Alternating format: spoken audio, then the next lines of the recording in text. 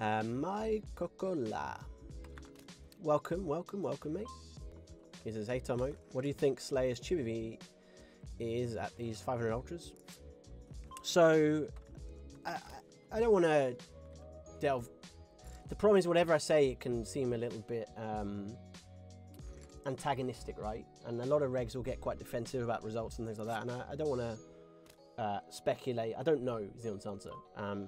I assume he's playing a lot, and I assume he wouldn't be playing. And like, I know he had really good results, 50s, 100s. You obviously have a drop off as you go higher. We also, I think it's fair to say that if you're playing the most volume out of everybody,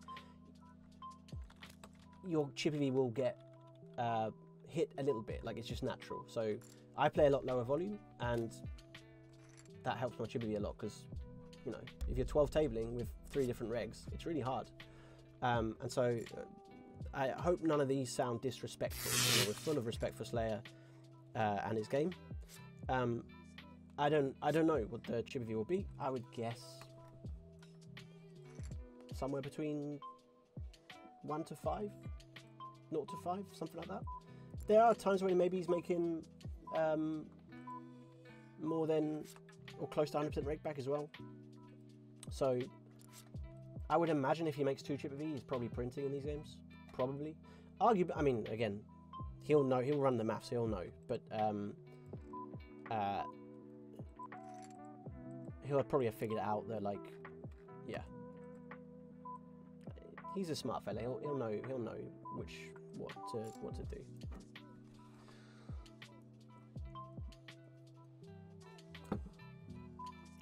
Ah, this is a good hand. Should we just try and limp? I don't really know. But this looks kind of maybe something we could try and do once in a while, huh?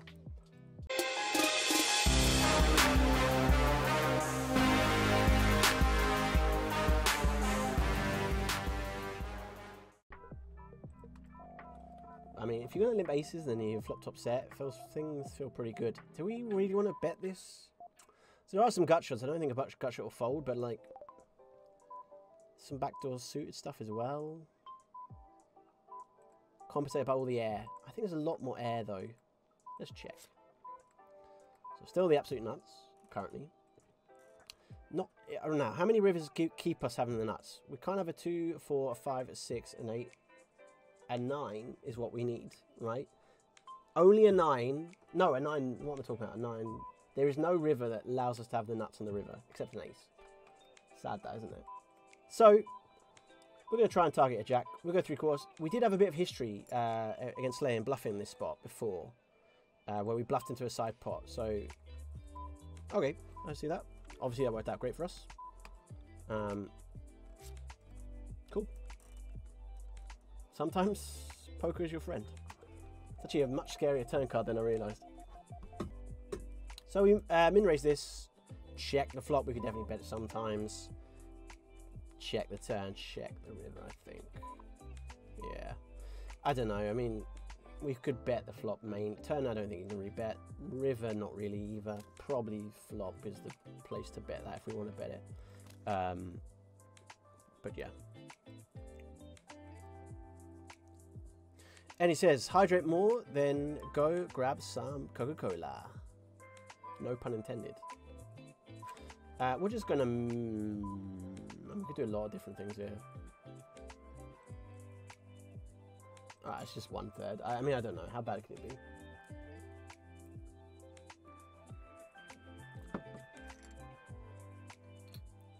It's 1/3, but it's also like a kind of normalish sizing anyway.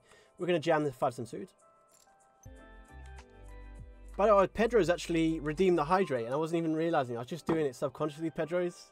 I just noticed you know, I wasn't even paying attention. We're gonna just show. I just like to show you when I get good hands, basically. So we just jumped to that. You said hydrate. I didn't even realize. And cheers, yeah.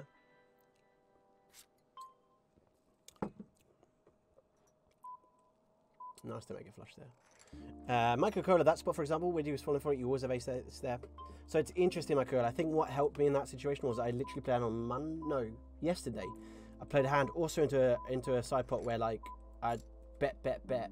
No, I turn bet and river bluffed in a very similar spot, by the way, where the guy was like all in for less than a big blind. I think I was small blind though, anyway, and he was big blind. But yes, it was. I think that helps with the perception that I have bluffs there. No, I might have bluffs there. Like it's I think the typical, like if you like the typical default response would be just flat, and then you know, happy days. Maybe you make your hand. But you know, if you're up against some bluffs, then shoving does kind of make sense with, you know. But yeah, 92V is breaking with ultras, no, pre-rake back, but no one is like it's obviously rake back is so important in these games. Let's just show you, see if we're going to win this one. Oops, let's jam this first. Okay, well don't worry, we're not going to win that one. But yeah, you have to think about rake back here, because rake back is for most people at least 60% to 60 to 80 most likely, somewhere in that region. 10-4 3.3 I think is a jam. I might have that wrong. And then we're going to jam also on the top table, looking for Queen Jack suited.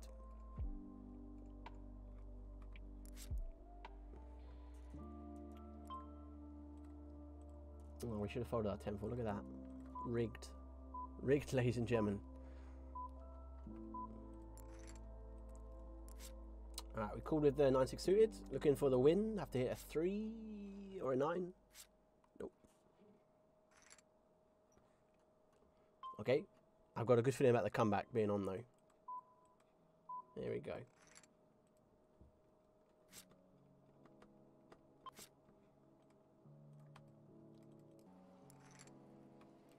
Alright, let's see if we can win that flip. PRX says, what's the best way to learn shoving range for these spins? Thank you for the question, PRX, and a good question at that. So the best way I would typically suggest is to... So, if you're a complete beginner and you don't have a clue, a Nash chart is something that will get you at least some familiarity with what kind of hands can shuffle, what stack depths. I would be careful about... So for a while I learned Nash like in 2014, and I just used to try and play Nash basically when I was heads up, and it was like, oh, I just jam forward, like that's all I'm gonna do. And I thought that was an unexploitable way to play poker. Didn't really get a fully understand of it. Hey, we won. So games have died for a little bit, so that's all good. We will Nameless ended up winning one, so let's try and update our caches and what's going on there. What I would say is HRC is very useful. Hold'em resource calculator, simple preflop, Icemizer. Yeah, these things can all help. And I mean, you can even run stuff on a spreadsheet, which is something you can do, like just figure out equity versus what you need. I would encourage like not to be too static, because like sometimes you need to shove wide and sometimes tighter. That's just a natural part of it, and I think sometimes. Okay, hang on, let's just quickly do the maths. 2, 3, 4. Sometimes people can get a bit too attached to the right answer when actually everything's shifting and everything's quite fluid in poker. I think too often we get too attached to like the right answer, and the right answers change a lot depending on situations.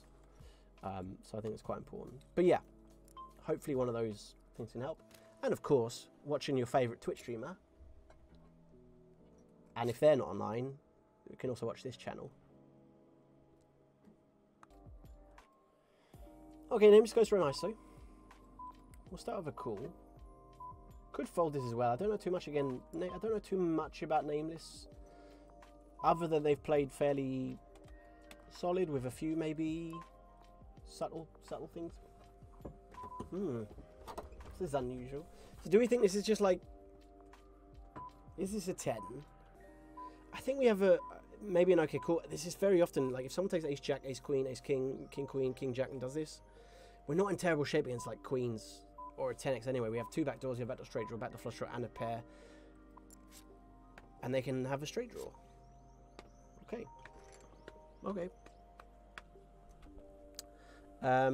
Actually, the straight draw is in better shape for them than ace king would have been, but So Nameless has some moves, let's say. It has some moves. Mike Oda says, when you have 0 chip V with 100% redback, you only break even. No, that is true. So, but again, I don't know. That I would suggest. I have no idea what the people's results. Some people you can find if they're in a shared liquidity pool or something. They'll have public results, and then you can have a look at those. But yeah, we're just waiting for some action, so we're just going to keep an eye on this spin while waiting, because it's probably a bit more interesting than watching an empty screen, right? That's why it's quite good to call. Like, there's always quite a wide range of hands. I mean, that it could be, and our hand actually does okay against quite a wide range, because, like, in the worst case scenario, it's not the end of the world. We have pretty good equity, not great equity, but not terrible equity, and there's already chips in the middle, right? Label incoming, and he says, label incoming. So welcome, thank you everyone for joining us as we watch other people play poker, because we've run out of. So I think Nameless. My best guess, he might be an MTT reg or a reg from a different format, or maybe a different site or something, because he does a lot of things which feel very close to the reg meta, and it does a couple of things, let's say, unorthodox. And I want to be clear, I don't mean unorthodox necessarily means bad. It just means it's unusual, and typically, let's say, long-term spin regs are less likely to do that many unorthodox things in games with 2 regs. Typically, we trend towards a kind of natural orthodoxy in our play. Orthodox. Said that a lot, haven't I?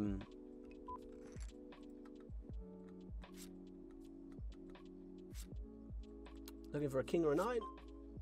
Nope. Okay, comeback is going to be quite required here with our third of a big blind. So we're going to get this in. It plays quite well multi-weight. Also is a spot where names could shove and fold some extra equity. Those are good things for us. Could be a spot where one of them bluffs post-flop, and that would be good for us too. So if we get fold here, great. Very happy with that. So we get... don't know. Hey! We're big blind. Yeah, okay, great. I'd like to talk to you again, because we did not. The comeback did not materialize, I'm afraid.